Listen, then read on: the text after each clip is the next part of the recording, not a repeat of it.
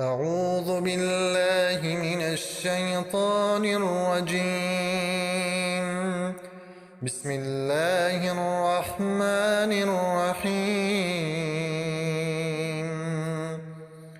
الحمد لله رب العالمين، الرحمن الرحيم، مالك يوم الدين. إياك نعبد وإياك نستعين. اهدنا الصراط المستقيم، صراط الذين أنعمت عليهم غير المغضوب عليهم ولا نام شد تا به حال به بزرگی یاد میکنند، زیرا که بسیار شخصی بزرگ است.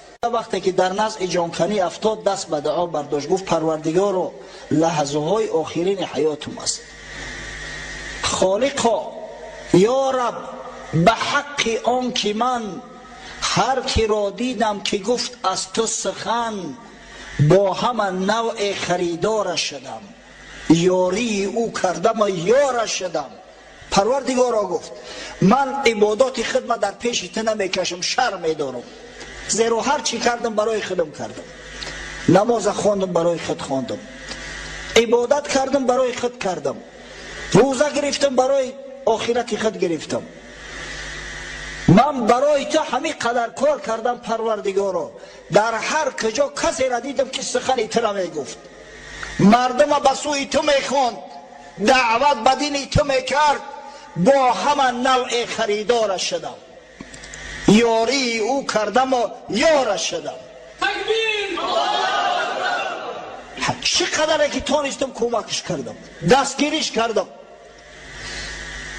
در دم آخر خریداریم کن، یاری به یاران تی یاریم کن. پس پروردگارا گفت به خاطر آن که من خادمان دین تو را دستگیری کردم، به خاطر آن که من بزرگان اسلام دستگیری کردم، شخصایی را که سخن خدا را میگفتن دستگیری کردم، در همین آخرین لحظه ها خدایا خود دستگیری میکن، زیرا یاری به یارا تو هستی، یاری به کمک فقط از تو است. سبحان الله. خوشا به حال جوان مردایی که در آخرین لحظات حیات پیش خدا همین دعا را کرده میتونن.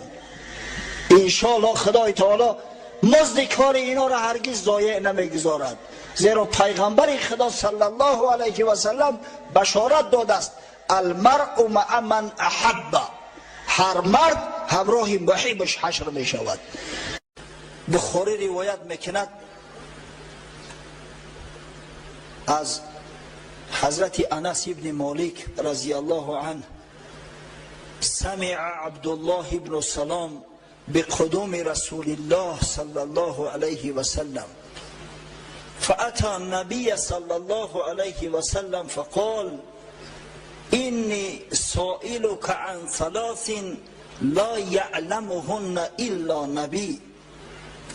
وقتی که حضرت عبدالله ابن سلام از قدوم رسول الله صلی الله علیه و سلم با خبر شد، این عالم بود، این میدانست که پیغمبر آخر زمان باید که مبعوث شود، باید مبعوث شده باشد. از همین خاطر وقتی که از قدوم پیغمبر صلی الله علیه و سلم واقف و آگاه گشت،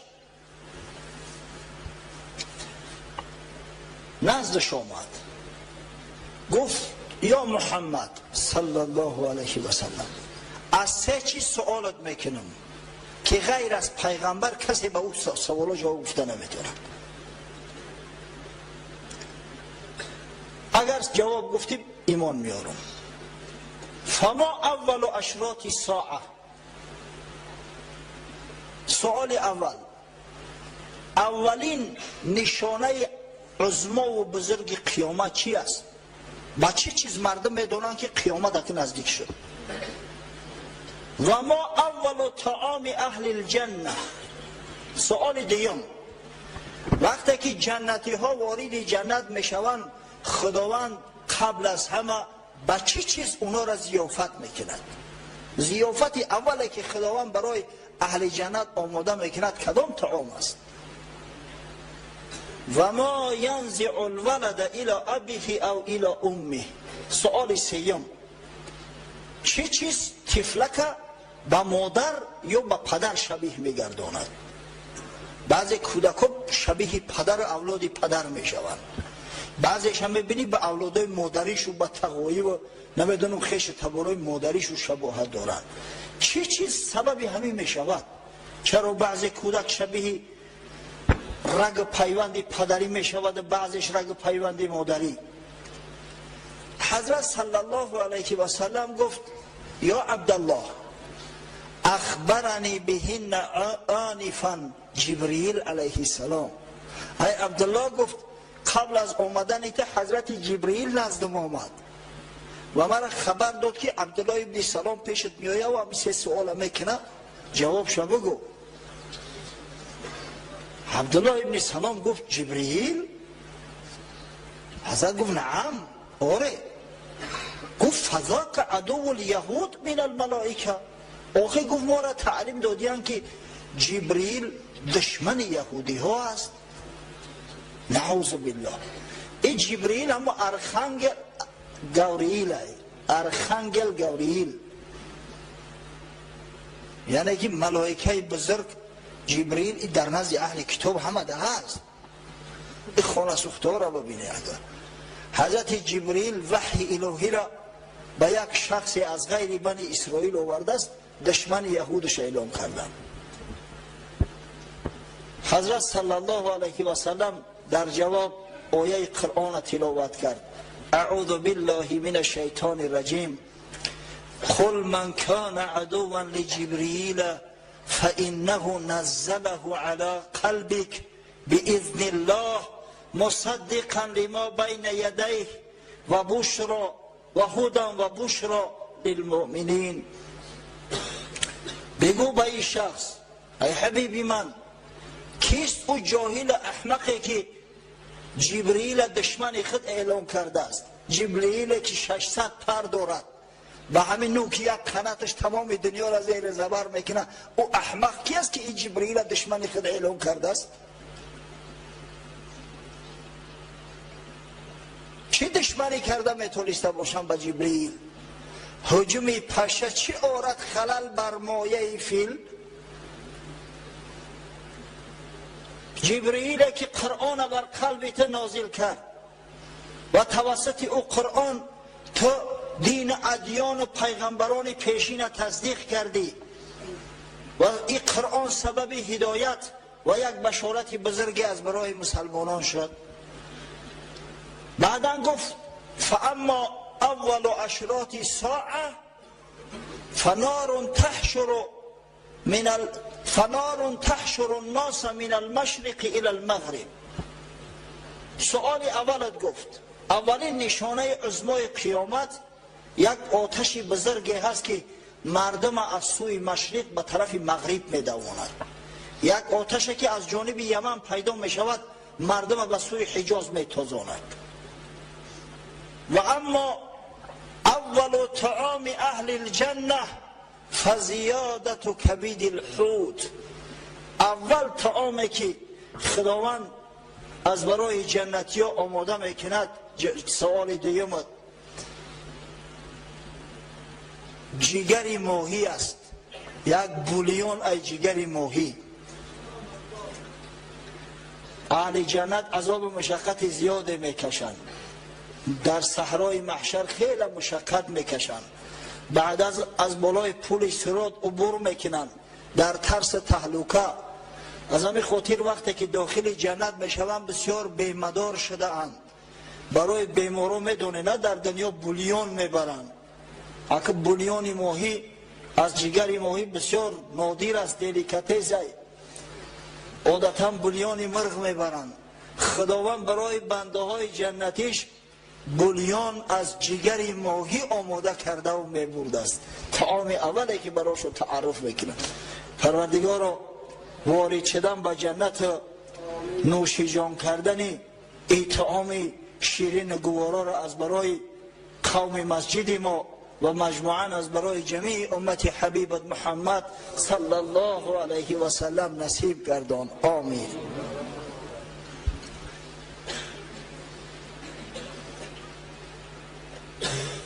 اما سؤال سوم بود که چی چیز کودک به پدر یا به مادر شبیه می سازد؟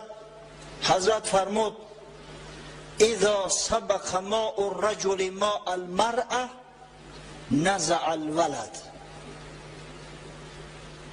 و اذا سبق ماء المرأة ماء الرجل نزعت. گفت وقتی که مرد با زنش همخوابه می شود، البته در زمانی هست که در همون بچه‌دان زن حجیره زنده علکی هست، برای همون باردار کردن حجیره البته که نطفه لازم است، سپرم آب منی. اگر به شرطی که نطفه مرد قبل از نطفه زن در همون حجیره رفت رسید، او کودک شکل صورتش به اولاد پدریش یا به پدر خودش شبیه می شود.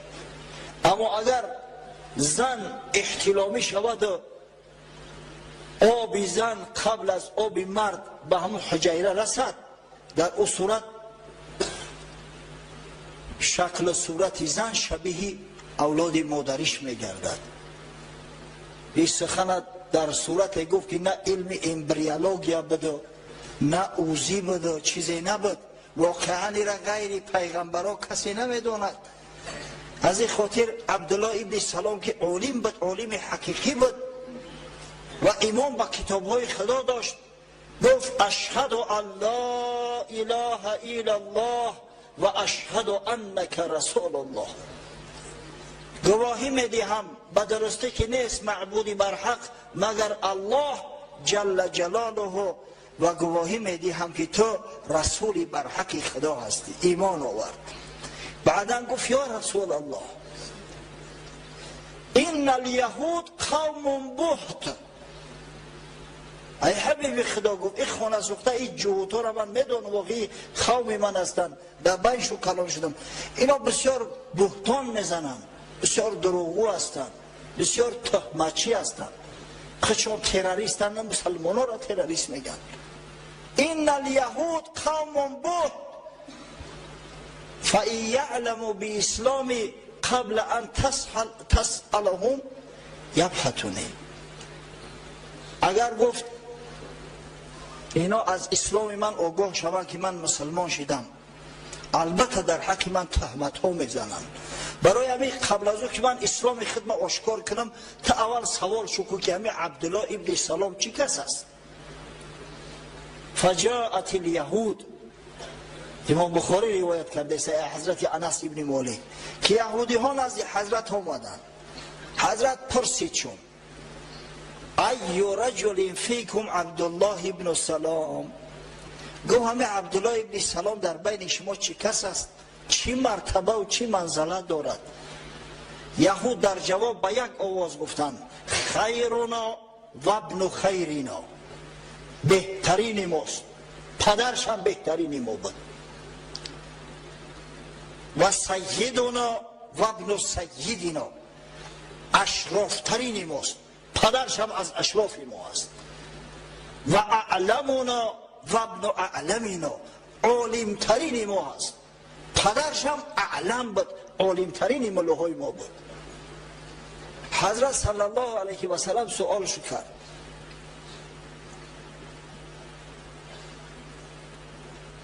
ارأیتم این اسلم عبدالله ابن سلام، گفت ای برادران اگر عبدالله ابن سلام عالمترین شما باشد، بهترین شما باشد، شریفترین شما باشد، اگر همه عبدالله ابن سلام اسلام بیارد شما چی میگویید؟ گفتن اعاذه الله من ذلك، هیچ وقت عبدالله ابن سلام اسلام نمیارد. خداوند او را از این کار نگه میدارد. همین قدر باور یقین دارن، گمان کردن که عبدالله ابن سلام هم مثل خشو یک متعصب احمق است. همین وقت حضرت عبدالله ابن سلام خارج شد، گوش میکرد گپاش را، از پشت دیوار خارج شد، گفت اشهد ان لا اله الا الله و اشهد ان محمدا عبده و رسوله. وقت این سخن شنیدن پریدن از جاشو خیستن، گفتن شرنا و ابن شرنا، ای محمد صلی الله علیه و سلم این بدترین ما است، پدرش هم بدترین ما بود.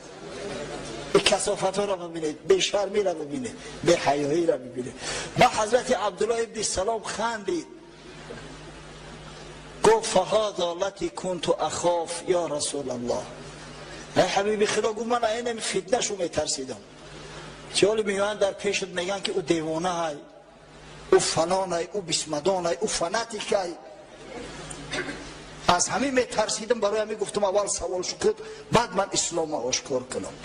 الحمدلله که از میان یهود این خیلی جوان مردم پیدا شدن